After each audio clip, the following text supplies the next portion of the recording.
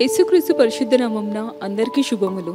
Little foundations LGM church వారు సమర్పిస్తున్న ఈ మా కార్యక్రమమును ప్రతి మంగళవారం ఉదయం 6:30 గంటలకు ఇదే సమయం నాకు తప్పక వీక్షించి దైవాశీస్సులు పొందగలరని ప్రేమతో ఆహ్వానిస్తున్నాం.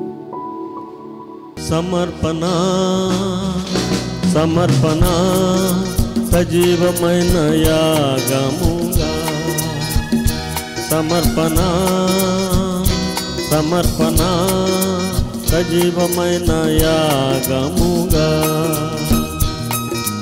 అంకితం నీ జీవితం సజీవమైన యాగముగా,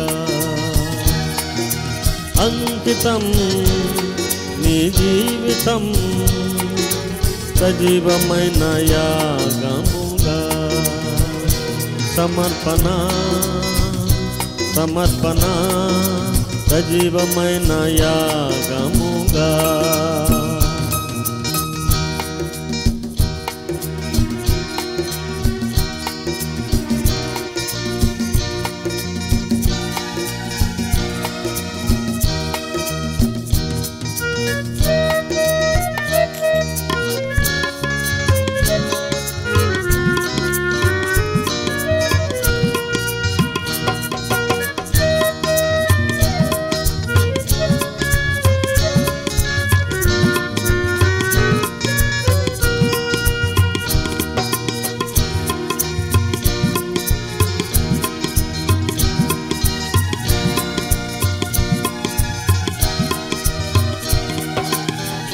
సంసోను బలాఢ్యుడై శత్రువుల జయించెను, దేవుని చేతిలో నాజీరుగా.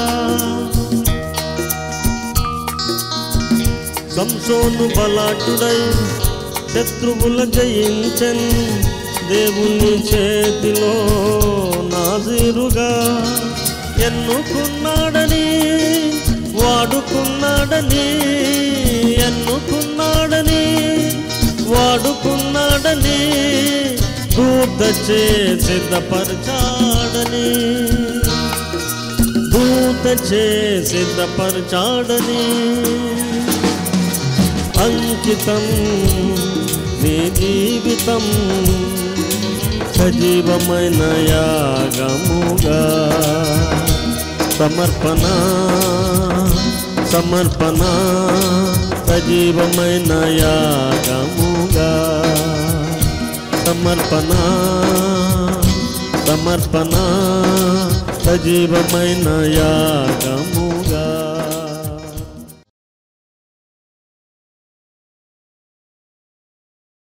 మొదటి రాజుల గ్రంథము 11వ అధ్యాయంలో సొలొమోను అనే ఒక రాజు ఉన్నాడు.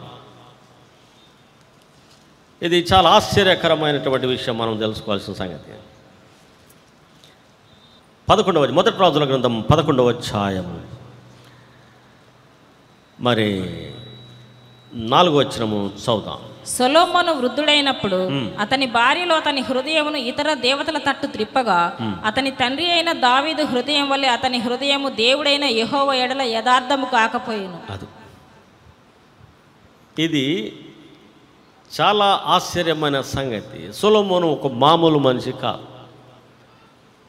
సొలొమోను మరి దేవుని యొక్క వరం దావీదు రాజు. దేవుడు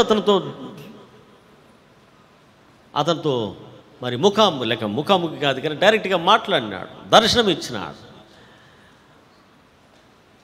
సొలొమోనును దేవుడు ప్రేమించినాడు. అతడు అడిగిన దానికంటే రెట్టింపు ఆశీర్వాదము సొలొమోనుకు దేవుడు ఇచ్చాడని బైబిల్లో రాయబడింది. ఆ తర్వాత ఆయన దేవుని మందిరమును కట్టించాడు. సొలొమోను దేవాలయం యెరూషలేములో ఉన్నది. ఎన్నో పశువులను బలి చేశాడు దేవుని పేరున, దేవుని సంతోషపెట్టాడు. ఆ ప్రజల కొరకు, యెరూషలేము వాసుల కొరకు ఆయన చేతులెత్తి ప్రార్థన చేసినాడు. దాన్ని ప్రతిష్ఠ చేసినప్పుడు దేవుని యొక్క శక్తిన మేఘం ఆ యొక్క మందిరం మీదకి దిగి వచ్చింది. ప్రజలంతా ఆహా ఎలాంటి రాజు మాకు కలిగి మేము పొంది ఉన్నాం, ఎట్లాంటి రాజును దేవుడు మాకు ఇచ్చాడని ప్రజలు చాలా సంతోషించినారు. అతను దేవుడు అతనికి ఇచ్చిన జ్ఞానము ప్రపంచం అంతా తెలిసిపోయింది. అంత జ్ఞాని ఎవరు ఇంతవరకు అంతకుముందు ఎవరు లేరట. అలాంటి జ్ఞాని సొలొమోను రాజు. సామెతలు రచించినాడు, ఆయన కీర్తనలు రచించినాడు, జంతువుల గురించి రచించినాడు, పక్షుల గురించి రచించినాడు, అడవుల గురించి, అరణ్యముల గురించి, వృక్షముల గురించి ఆయన రచించినాడు. గొప్ప జ్ఞాని, దేవుని యొక్క కృపను పొందినవాడు, దర్శనంలో దేవుని చూసి దేవుని స్వరమును విన్నవాడు. అయితే అతనట బైబిల్లో రాయబడింది, దేవుడు ఆయనతో చెప్పాడు, నీవు నీ యొక్క తండ్రి అయిన దావీదు వలె నా ఆజ్ఞలను అనుసరించి వాటిని గైకొంటే ఈ రాజ్యములో నేను స్థిరపరుస్తాను, నిన్ను ఆశీర్వదిస్తాను అని దేవుడు దర్శనం ఇచ్చి చెప్పాడు సొలొమోను రాజు. మనకెవరికైనా చెప్పాడు అట్లా? వాక్యం ద్వారా వింటున్నాం, కానీ సొలొమోను రాజుకు దర్శనం వచ్చి తిన్నగా డైరెక్ట్గా చెప్పాడు దేవుడు. కానీ బైబిల్లో రాయబడింది, మరి సొలొమోను యొక్క హృదయము దేవుని మీద ఉండేను. ఆయన దేవుని ప్రేమించేవాడట సొలొమోను రాజు. దేవుడు అంటే చాలా ఇష్టం ఆయనకి. దేవుని కొరకు గొప్ప మందిరమును కట్టించినాడు, పరిశుద్ధ స్థలమును ఏర్పాటు చేశాడు, మందసమును తీసుకొచ్చి దాంట్లో పెట్టాడు. దానికి కావలసిన ఎంతో విస్తారమైన బంగారమును, వెండిని, వజ్రాలను, వైడూర్యాలతో ఆలయం నింపేశాడు. ఎంత ప్రేమ ఉంటే దేవుని ఆలయం కట్టాలా? అయితే బిడ్డలారా, దేవునికి ఆరాధన చేసి, దేవునికి ప్రార్థన చేసి జవాబును పొందిన సొలొమోను రాజు వెంటనే దేవుడు ఆ మందిరం ప్రతిష్ఠించినప్పుడు ఆయన చేసిన ప్రార్థన విని, అవును సొలొమోనా, నా యొక్క మనస్సు, నా హృదయము, నా కనుదృష్టి ఎల్లప్పుడూ ఈ మందిరం మీద నిలిచి ఉంటుంది. దేవుడు ఆయనతో మాట్లాడినాడట, నా హృదయం, నా కనుదృష్టి ఎల్లప్పుడూ నీవు ప్రతిష్ఠించిన మందిరం మీద నిలిచి ఉంటుంది, భయపడ. ప్రజలు సంతోషించారు, సొలొమోనుకు చాలా సంతోషం. కానీ బైబిల్ సెలవిచ్చింది, సొలొమోను భార్యలను చేసుకున్నాడు. సొలొమోను మరి రాజుల దినముల్లో ఎంతమంది ఉండొచ్చు భార్యలు, అది వాళ్ళ ఇష్టం. దేవుడు దాని విషయంలో ఎప్పుడు మాట్లాడలేదు. నూతన నిబంధనలో కట్టడ వచ్చేసింది, ఒక పురుషునికి ఒక భార్య అని పాత నిబంధన గ్రంథంలో ఆ రాజుల కాలంలో దేవుడు చూడడం విడిచిపెట్టాడు. వాడికి కట్టడ రాలే. అయితే ఆయనకు 700 మంది రాణులను ఆయన వివాహం చేసుకున్నాడు. 300 మంది ఉపపత్నులు ఆయనకు, అంటే మొత్తం ఎంతమంది? 1000 మంది భార్యలను చేసుకున్నాడు. బైబిల్ ఏం చెప్పిందంటే, అతను ఆ భార్యలను ప్రేమిస్తున్నాడు. వారు రకరకములైన ఆరాధనలు చేసేవారు. ఆ భార్య, నాకు ఒక మందిరం కట్టియండి అంటే, రాజుగారు కనుక ఆమె ఆరాధనకు, ఆమె దేవతకు ఒక మందిరం, నాకు ఒక మందిరం కట్టియండి, ఇంకొక భార్య అడిగింది, ఆమెకు ఒక మందిరం, ఈమెకో మందిరం, ఆమెకో మందిరం, ఆమెకో మందిరం. ఎక్కడ చూసినా మందిరాలు కడుతున్నాడు. దేవుని మందిరం కట్టాడు నిజమే, తర్వాత ఇంకేం మందిరాలు కట్టాడు? ఉన్నత స్థలములు కట్టాడు. తన భార్యలను ప్రేమించి వారు అడిగినదెల్లా చేస్తాడు. మందిరం కట్టగానే అయిపోయిందా? మరి నా మీద ప్రేమ ఉంటే మీరు ఇక్కడికి నేను అక్కడ ఈరోజు ధూపం వేస్తున్నా, నా దేవతకి ఆరాధన చేస్తున్నా, మీరు రారా? ఎందుకు రాను? నడు, నీకెటెక్కే ఉంది. దేవుడు దర్శనమిచ్చాడు నాకు, నేను ఆయన్నే ఆరాధించాలి, నేను ఆయన్నే మహిమపరచాలి. నా తండ్రి అనే దావీదు రాజ్యంలో దేవుడు నన్ను స్థిరపరిచినాడు. దేవుడు నాతో మాట్లాడినాడు, మీరు పోండి, మీరు ఆదరణ చేసుకున్నారు, మందిని కట్టించిన కదా, ఇంకెందుకు పోండి అంటే బాగుండేది సొలొమోను. అట్లా అన్నాడా? అల్లే. దేవుని మాటను అతను లెక్క చేయలేదు. వాళ్ళు ఎక్కడికి రమ్మంటే అక్కడికి పోయాడట. వాళ్ళు ధూపం వేయమంటే ధూపం వేసాడు, వాళ్ళు మొక్కమంటే మొక్కుతున్నాడు. ఎవరైనా? సొలొమోను దేవునికి ప్రియుడు, దేవునికి ఇష్టమైన కుమారుడు సొలొమోను. కానీ ఏం చేస్తాడు ఇప్పుడు? తన భార్యను ప్రేమించి వారు చెప్పిందలా చేయొచ్చు వారి దేవతలకు ఆరాధన చేస్తాడట. దేవుడు హెచ్చరించాడు, మన సొలొమోనా, నీవు చేయుచున్న కార్యము మంచిది కాదు.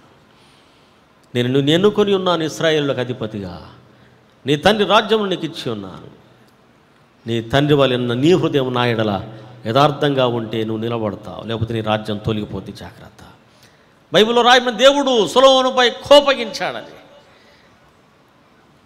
ప్రేమిస్తున్న దేవునికి ఏమొచ్చేసింది? కోపం వచ్చేసింది. ఎందుకు? మీరు 3వ వచనం చూస్తే అక్కడ రాయబడింది, 3 కాదు 4వ వచనంలో, సొలొమోను యొక్క హృదయం అట తమ భార్యలు తిప్పివేసిరి.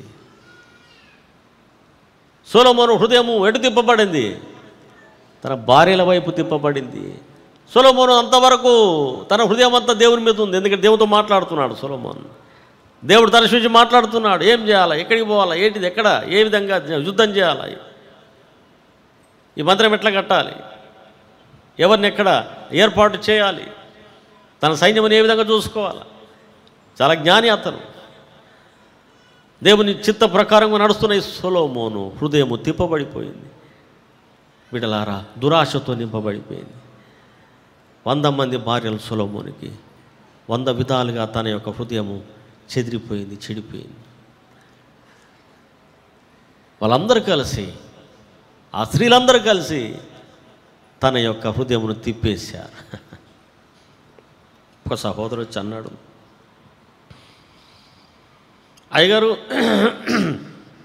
మా ఆమె సంగతి నీకేం తెలుసు అయ్యగారు, ఆమె కూర్చోవాలి, నేను ఇలా పడమంటే పడాలా, అక్కడ పోయా తీసుకురావాలా, ఈ పని చేయమంటే చేయాలి, ఇంతే నా పని. జీతం పనికి పోవాలి, జీతం తీసుకురావాలి, ఆమెకి ఇవ్వాలి, అంతవరకే నా పని. ఇక నాకు ఏ అధికారము ఇంట్లో లేదు, మొత్తం ఆమెదే, నేను బానిసా. నా మాట వినదామే, ఆమె చెప్పిందే నేను వినాలా. ప్రతి విషయంలో ఆమె మాటే వినాలి, నా మాట ఒక్కడ కూడా తినాలి. నాకే అధికారం లేదు. అరే, ఒక్క భార్య ఉంటేనే నీ హృదయం తిప్పేస్తా అంటే, ఒకే భార్య. ఆదాము ఏం చేశాడు? తన భార్య మాట విని పండును తిన్నాడు. దేవుని మాట వినలేదు ఆదాము, భార్య మాట విన్నాడు. ఒక్క భార్య నీ హృదయం తిప్పేస్తే మరి 1000 మంది భార్యలను ఏం చేయాలి? మరి ఆ హృదయం తిప్పబడదా? ఒక్క భార్యనే నువ్వు తట్టుకోలేకపోతాను, ఒక్క భార్యనే కంట్రోల్ చేయలేకపోతాను. ఆమె ఎట్ట చెప్తే కూర్చొని ఎమ్మట్లేస్తాను. వాక్యం లేదు, అయ్యగారు లేదు, ప్రార్థన లేదు, ఏది లేదు, ఆత్మ లేదు, ప్రార్థన లేదు, రక్షణ లేదు. గుడికి పోవద్దంటే పోవు, ఉండమంటే ఉంటాం, సేవ వద్దంటే కూర్చుంటాం ఇంట్లో. ఇదేనా? ఎవరి మాట వినాలా మనం ఎవరి మాట వినాలా? ఆ పేతురు యోహాన్లు అడిగారట వాళ్ళని, సువార్త చెప్పొద్దు, మీరు ఆపేయండి, దెబ్బలు కొడతాను, చంపేస్తామనంటే వాళ్ళని. మేము దేవుని మాట వినవాళ్ళనా, మీ మాట వినవాళ్ళా? ఎవరి మాట వినాలి? మమ్మల్ని రక్షించే దేవుని మాట వినాలా, మీ మాట వినాలా అని అడిగాడట పేతురు వారిని. వారు దేవుని మాటే విన్నారు, వారు అధికారుల మాట వినలే, చనిపోవడానికి సిద్ధమైపోయారు, చనిపోయారు. సొలొమోను యొక్క హృదయము తిప్పబడింది. 1000 మంది భార్యలు గలవాడు తన హృదయమును మార్చేసుకున్నాడు. బైబిల్లో రాయబడి యెహో మీద నుండి సొలొమోను పూర్తిగా హృదయము తొలగిపోయాను. బైబిల్ ఎంత భయంకరమైన సంగతి. కనుక బిడ్డలారా, హృదయము అన్నిటికంటే ఇర్మియా గ్రంథం 17వ అధ్యాయము 9వ వచనం, హృదయము అన్నిటికంటే మోసకరమైంది. సైతాను హృదయములను మోసగిస్తున్నాడు ఈ దినములలో. ఇవి అంత్య దినములు, దినములు చెడ్డవి. బైబిల్లో రాయబడింది, దినములు చెడ్డవి. ఏ దురాశ నిన్ను మోసం చేస్తుంది సహోదరి, సహోదరుడా? ఏ వ్యక్తి నిన్ను మోసగిస్తున్నాడు సహోదరి, సహోదరుడా? జాగ్రత్తగా పరిశీలన చేసుకో, బాగా ప్రార్థన చేయి.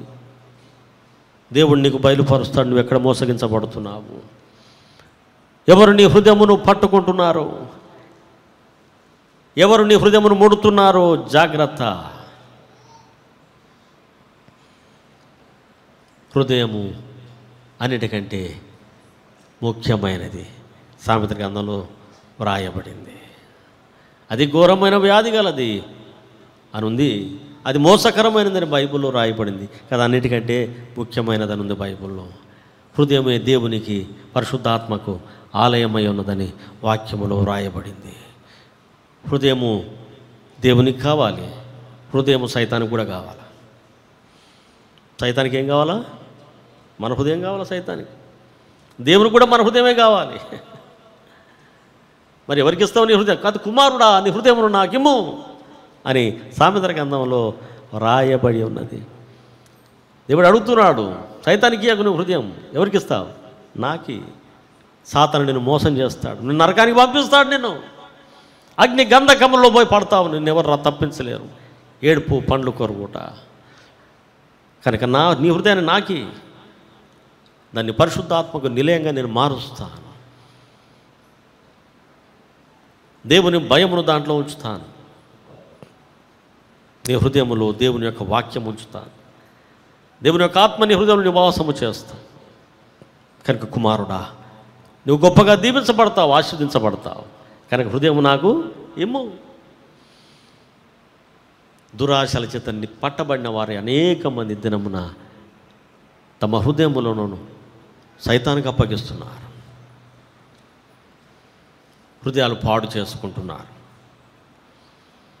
సొలొమోను తన భార్యల ద్వారా హృదయములో మోసగించబడిన వాడై, తిప్పబడిన వాడై, దేవుని సన్నిధి నుంచి తన హృదయాన్ని తొలగించుకున్నాడు.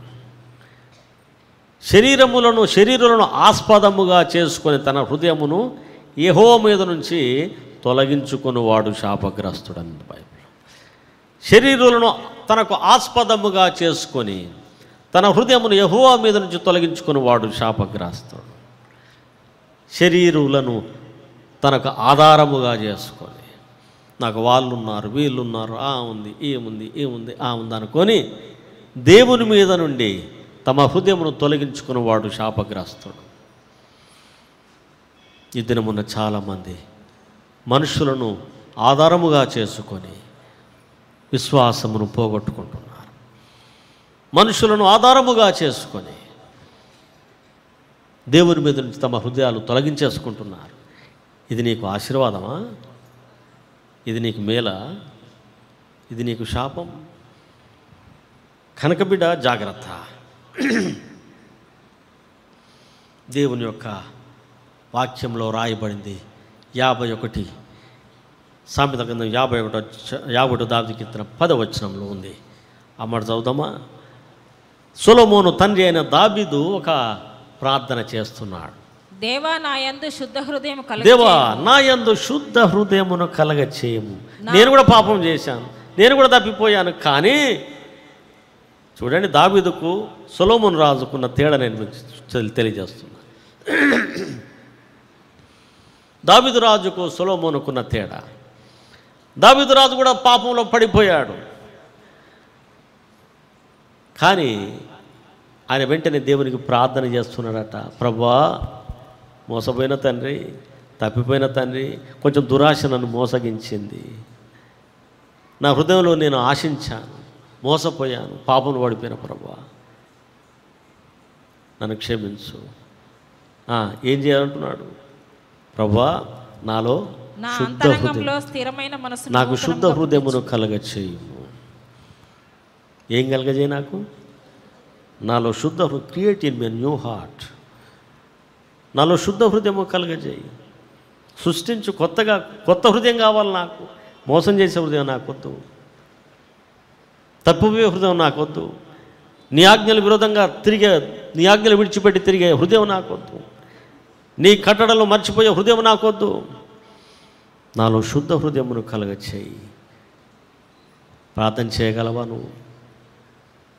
నువ్వు కూడా మోసపోయావేమో, నువ్వు కూడా తప్పిపోయావేమో. ఇది మానవుని యొక్క నైజం. ప్రతి వారికి ఒక బలహీనత ఉంటుంది. ఏదో సందర్భంలో సైతాన్ని బలహీనత పడిని పట్టుకుంటాడని మోసం చేస్తాడు. కానీ వెంటనే దావీదు వలె నిలబడి దేవునికి ప్రార్థించాలా. యేసు రక్తం ఇచ్చే. సొలొమోను వలె పోయి ధూపాలు వేయటం కాదు. ఏం చేస్తాడు సొలొమోను? తన భార్యల కొంగు పట్టుకొని పోయి ఏం చేస్తాడు? అక్కడ ఏం చేయమంటే అది చేస్తాడు, ధూపాలు వేస్తున్నాడు. మన సంగతి కూడా అంతేనా మరే? భార్యలు ప్రేమించాలని అట్లా చెప్పాను నేను. బాగా ప్రేమించండి, కానీ దేవుని కంటే ఎక్కువ కాదు. జాగ్రత్త. యేసయ్య కంటే ఎక్కువ కాదు. ముందు ఆయన వాక్యం, ఆయన ఆరాధన, ఆయన సన్నిధి, తర్వాత నీ భార్య, నీ పిల్లలు, నీ సంగతి అంతా. ఆయన ముందు ప్రభువును ప్రేమ. నాకంటే ఎక్కువగా తన చెప్పగలుగుతారా? తన భార్యనైనను, తన పిల్లలైనను, తన పొలాలైనను, ఆస్తినైనను, తండ్రి అయినను, తల్లిలేనను చదవలేదా? ప్రేమించువాడు నా రాజ్యమునకు. అదే సంగతి.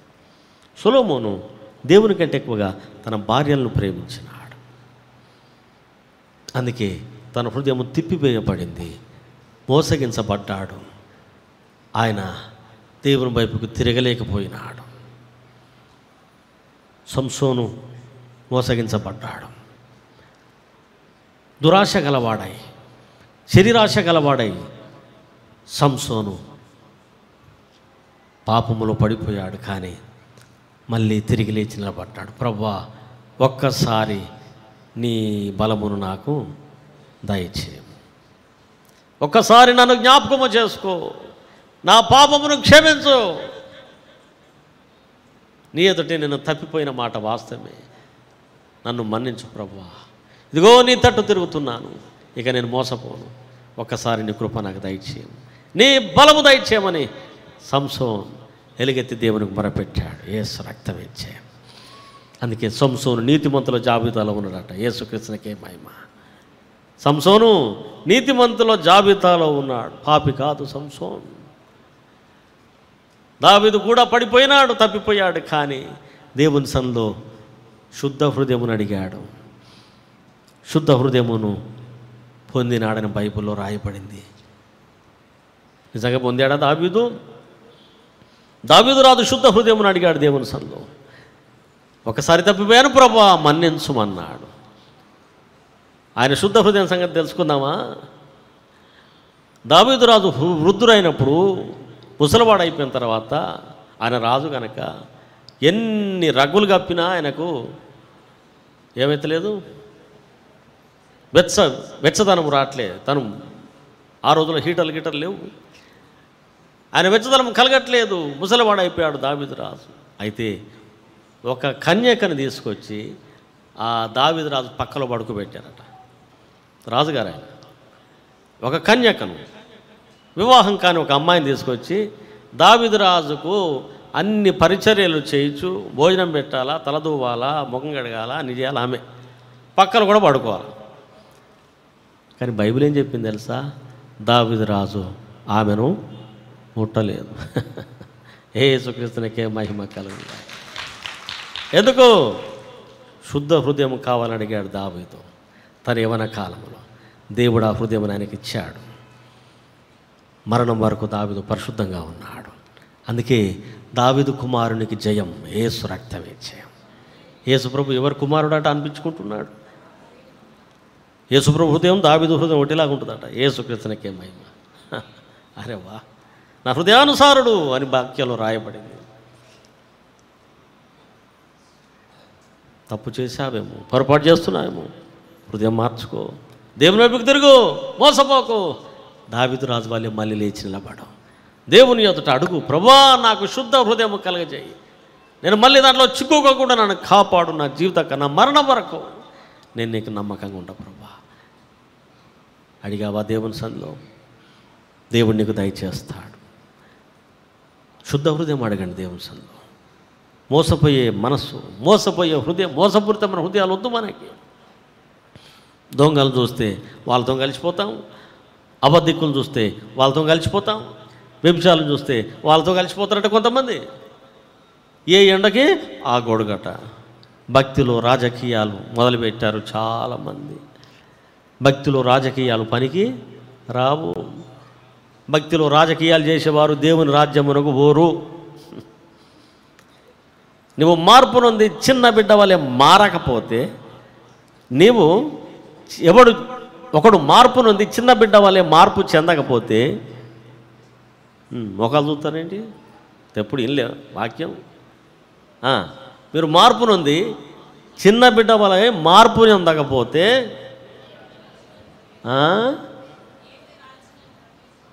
ఏం కాదు, దేవుని రాజ్యాన్ని ఇట్లా చూడటానికి కూడా వీల్లేదు. ప్రభా నేను ఎట్లా నన్ను రానియవు, ఆ గేట్ దగ్గర నిలబడి చూస్తా ప్రభా అంటే నడు. మార్పు నొంది బిడ్డల వంటి వారు. బిడ్డలకు రాజకీయాలు తెలియదు, బిడ్డలు తెలుసా రాజకీయాలు తెలియదు. ఇక్కడ ఇట్లా, అక్కడ అట్లా, ఆయన ఉన్నప్పుడు అట్లా, ఈమె లేనప్పుడు అట్లా, గుడిలోకి ఇట్లా, ఎవరు లేనప్పుడు అట్లా, ఫోన్లో ఇట్లా. కొంతమంది ఆహా ఏమి రాజకీయాలవ్వా, ముందు ఒకలాగా మాట్లాడతారు, ఫోన్లో ఒక మాట్లాడతారు, మంది ఉన్నప్పుడు ఒకరు, మంది లేనప్పుడు ఒకరు మాట్లాడతారు. అరే ఏమి రాజకీయాలు, ఏమి ఎట్లా మారిపోతాను. ఉసరు వెళ్ళి మారుద్దట. ఇక్కడ ఈ కార్పెట్ మీదకి వస్తే ఆ కార్పెట్తో పచ్చగా అవుతుంది, అక్కడి నుంచి ఆడిపోతే అది మట్టి రంగు అవుతుంది. 7 రంగులు మారుస్తుందట. ఎన్ని రంగులు? భక్తిలోనికి వస్తే భక్తి వేషం. అయ్యగారి దగ్గర అయ్యగారు స్తోత్రం, హల్లెలూయా, స్తోత్రం స్తోత్రం స్తోత్రం, ఒకటే భక్తి. రాజకీయం, అబద్ధాలు అబద్ధాలు, మోసానికి మోసాలు. లోకమంతా నింపుకొని ఎవరిని మోసం చేద్దామని. దేవుని మోసం చేస్తాను అనుకుంటున్నావా? అయ్యగారిని మోసం చేద్దాం అనుకుంటున్నావా? సంఘాన్ని మోసగిద్దామని అనుకుంటున్నావా? నువ్వు ఎవరిని మోసగిస్తారండి?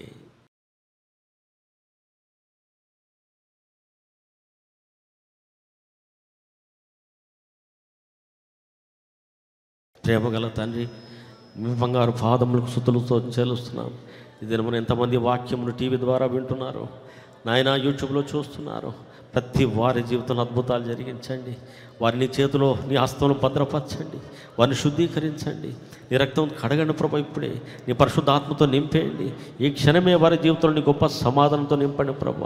ఈ దినం మొదలు, ఈ క్షణం మొదలుకొని నీ దీవెన, నీ ఆశీర్వాదాలు వాళ్ళు చూడాలి. నీవు వాగ్దానం చేసిన దాన్ని వారి మీద పంపించు. ఇదిగో దుష్టత్వం మల్లుట వలన నేను వారిని దీవిస్తానని చెప్పిన దేవుడు వారికి, వారి పిల్లలకు, వారి యొక్క కుటుంబంలో ఏ సమస్యతో బాధపడుతున్నారో ఈరోజు నుంచి అంతము చేయి ప్రభు. నీ దయాహస్తములకు అప్పగిస్తున్న బిడ్డలను ఆయన మా కొరకు ప్రార్థించమని ఎంతమంది కోరుకున్నారు, వారందరి కొరకు ప్రార్థిస్తున్నాను. నన్ను నాయన మరి ప్రేమించేవారు వారు దీవించబడతారు. దేశంలో వారు అధికమైనటువంటి స్థానములు, ఉన్నతమైన స్థానంలో నేను వారికి ఇచ్చేదని వాగ్దానం చేసిన దేవుడు అయ్యా, లోకమును కాదు నిన్ను ప్రేమించే మనసు దయచేయి. నీ దయగల చేతులకు నాయన ఈ బిడ్డలందరినీ సమర్పిస్తున్నా. ఆయా సమస్యల్లో ఉన్న బిడ్డలందరికీ బిడ్డలు దయచేయి. ఆయన మాకు దూరంగా చాలామంది ఉన్నారు బిడ్డలు, ఈ వాక్యం వింటున్నారు. వారందరూ మీరు జ్ఞాపకం చేసుకోండి స్వామి. దుఃఖములు, బాధలు, వేదనలు, సమస్యలు, అప్పుల బాధలు, పిల్లలు లేక, వివాహాలు, సంబంధాలు రాక, ఉద్యోగాలు రాక ఎంతమంది ఏడుస్తున్నారు, బాధల్లో ఉన్నారు, సమస్యలు ఉన్నారు, బలహీనలు అయిపోయారు, రోగిష్ఠులుగా ఉన్నారు. నాయనా బిడ్డలందరూ కూడా ప్రార్థిస్తున్నా. యేసు నామమున వారికి విడుదల కలుగునుగాక.